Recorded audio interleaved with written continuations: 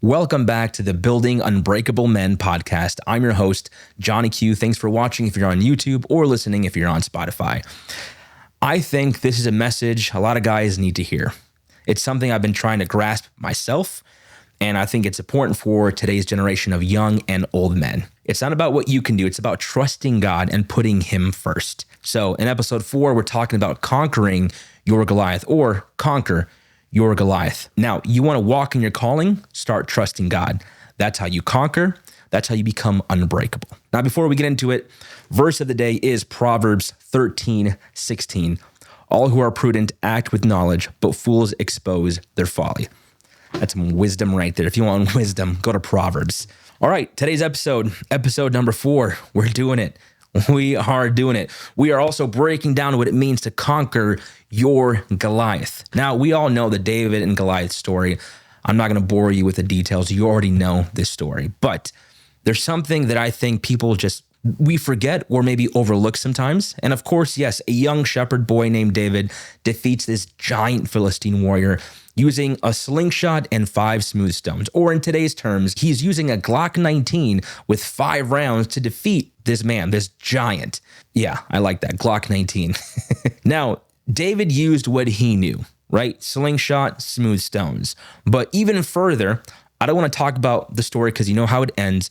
I want to focus on what David was already doing to get to the place where he felt comfortable to go defeat a Philistine giant. If you think about it, this young boy, large giant, you're like, what's going on? I'd be like, hey, general, we're sending a boy out there to defeat this giant. Brother, where are the tactics here? We got to rethink the plan, right? Now, everybody wants to focus on what David did. It was triumphant. Yes, he defeated Goliath. We all know, right? But I kind of want to pivot and talk about how he got to the Goliath, how he got to his giant. And I believe it's because David was already walking in his path, in his calling. That means before David defeated Goliath, he defeated lions and bears. Now, if you think about this, back in the day, like around this time, this era, we have giants, right? Like just think of a giant, 10 feet, 12 feet, 15 feet giants. Now, it's not too far-fetched to think that these lions and bears that David defeated were also giant. Okay, so I looked it up. I Googled this. You should Google it yourself one day. In that region, typically what's known as an Asiatic lion and a Syrian brown bear. Now, I looked these two beasts up, and in the region, typically the lion weighed up to 440 pounds. Some historic, unusually large specimens were known to be nearly 10 feet long. And I like to believe that back in the day, lions and bears weren't really the normal, what we know of lions and bears today. If there was giants back in the day, for sure there was giant lions and bears, regardless if they weren't giant or large.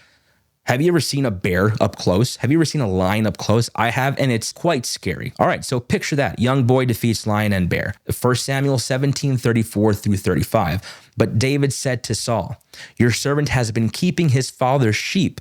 When a lion or a bear came and carried off a sheep from the flock, I went after it, struck it, and rescued the sheep from its mouth. When it turned on me, I seized it by its hair, struck it, and killed it." Let's go. That's the kind of sheer will, strength, determination, diligence, and dedication that I want in myself, for you, for your family, for my kids, for everybody. That's what David was already walking in.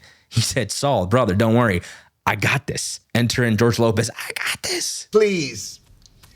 I got this. That is what I think we sometimes don't focus on in this story, that David was already walking in his path, in his calling of defeating lions and bears. Think about it. The young boy, he's a shepherd. Lion takes his sheep. He goes after. He leaves the 99, goes after the 1. Yes, insert the Corey Asbury song. We all know. It's a metaphor. God also does that. David physically did that. He took the sheep from the lion's mouth. When the lion turned on him, you're telling me the Bible says that David took his hair, struck him, and it was like, no, bro, this is my day. Killed him. That's crazy. And we're talking about a potentially 10-foot large lion. Wild. David was already walking in his calling. He wasn't timid. He wasn't scared. He was ready. So if you stay ready, you don't have to get ready. So what does this mean for me, for you, for men in general? Well, are you listening? Are you in the word daily? You can't give what you don't put in. So example here, I'm going to the gym more frequently. I'm changing my diet, just trying to be healthier, trying to become a better man myself, right? If I'm talking about becoming a better man, well, I should sure look like it. So that's what I'm doing. And I'm doing it because I got to be there for my family, for my kids. My kids are getting older, which means they want to go and do sports. They want to go run. They want to go do all these things. And I got to keep up. I can't be the dad that's not keeping up. So I'm changing, which means sacrifice in time. It means pain. It means suffering. It means, yeah, there's going to be change, but it's a good change. And I think we all need that change. We all need to focus on what's my why? Why do I want to be ready and stay ready, right? Kind of a side note here. Same thing with protecting your family, right? The world is ugly as we know it. So how are you protecting your family? You can't rely on the police all the time, right? I was a police officer. I know this. We get there after the incident occurs, not during or before. Very rarely was I there before the incident occurred and I was able to help. But you got to protect yourself. Carry a firearm. Go train. End of side note. We'll get into that in a much later episode potentially. So going forward here, David brings food to his brothers on the battlefield. David hears Goliath defying God, which no, that's a no-no. That's a no-go. You can't be doing that. David immediately knew it was his time, not because of his overconfidence or because he wanted to be a real man, right? By Saul's standard. Not that he wanted attention.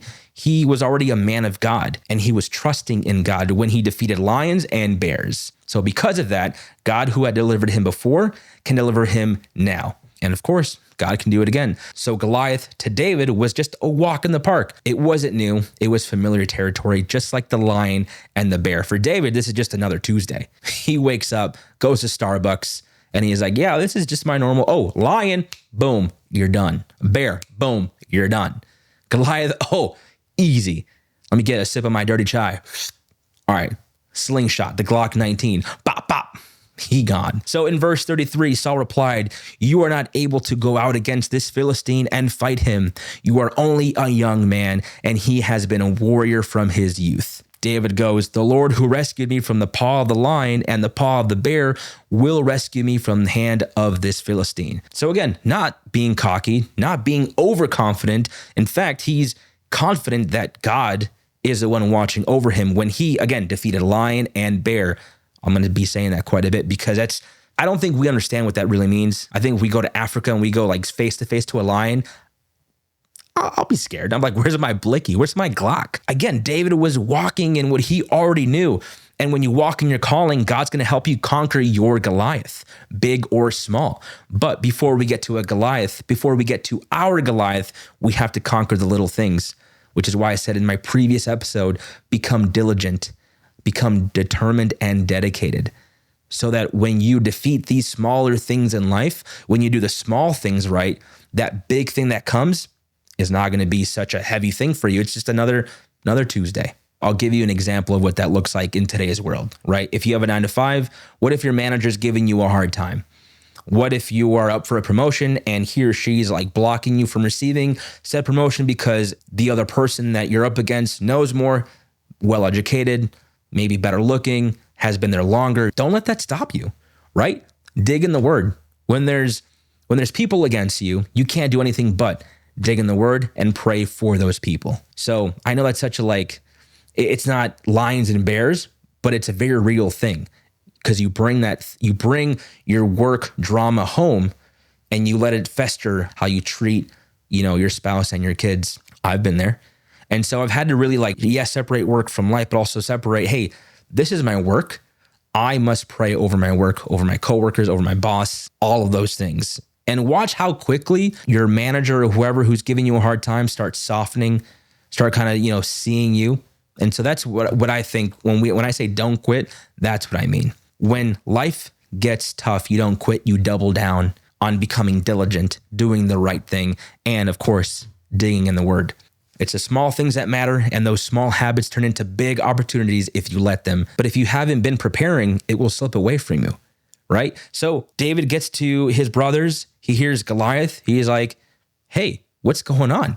And because he's walking in his calling, walking in what he knows, He's like, no, I'm going to go up there because God has called me to do what I'm doing now. I'm going to do it here. He wasn't trying to prove anybody wrong. He wasn't trying to impress anyone. If anything, he was like, hey, God's called me to do this. I want to keep doing what I'm doing because God has said, I'm good at this, slingshot and shepherding. You know, if you look at it today, maybe like frowned upon, it's dirty, it's messy, it's, you know, maybe lower class to be a shepherd. So nobody really took it seriously. And David was prepared. He was walking in his calling, knowing that he put his trust in God, not himself, which made him an unbreakable young man. So if we do these things, yeah, at some point we will get to our Goliath, but we can start naming these little things, you know, the lion, the bear in our life, and start conquering those one at a time. At some point we'll be like, this Goliath is no big deal to me because I've already conquered the small things. That's what I love about this story. That's what I think most people don't really understand or forget to realize, that David was already doing these things. So that when he got to it, he was, I'm ready, let's go. And then of course, you know how it ends. David wins.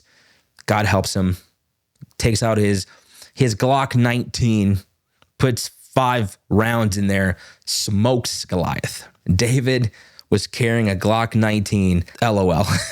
His slingshot was his Glock 19. And you can also do that. If you don't want to carry a firearm, that's totally fine. But just know that you need to be walking in your calling. And what does that mean? That means being in the Word. That means praying. That means being fit. That means doing the things that God has called you to do. So thank you for being part of this episode. I hope you took something from the episode, and I hope you can apply it to your daily life. This is the Building Unbreakable Men podcast. I'll see you next time.